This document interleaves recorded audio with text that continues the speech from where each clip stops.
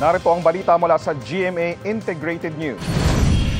May tig-2 tama ng bala ng baril ang mga bangkay ng hinihinalang nawawalang beauty pageant contestant at kanyang Israeli boyfriend batay sa autopsy ng NBI.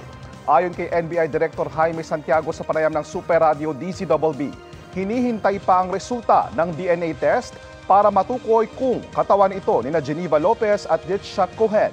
Pero nauna nang sinabi ng pulisya na kinilala na ang dalawa na mga pamilya batay sa mga suot at gamit. Nahukay ang mga labi sa quarry site sa Kapas Tarlac kahapon. Ayon sa kapatid ni Cohen, iuuwi nila sa Israel ang kanyang mga labi.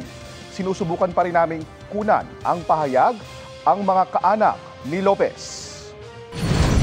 Narito ang iba pang balitang binabantayan ng GMA Integrated News. ITCZ magpapaulan sa Southern Luzon, Visayas at Mindanao. Easterlies nakakaapekto naman sa eastern section ng Northern at Central Luzon. Lope de Vega, Northern Samar at iba pang karatig lugar niyanig ng magnitude 5 na lindol kaninang hating gabi. At umano'y gunman at mastermind sa pagpatay sa isang lalaki sa Baseco, Maynila, arestado. Para sa mas malaking misyon at mas malawak na paglilingkod sa bayan, ako po si JP Soriano ng GMA Integrated News, ang News Authority ng Pilipino.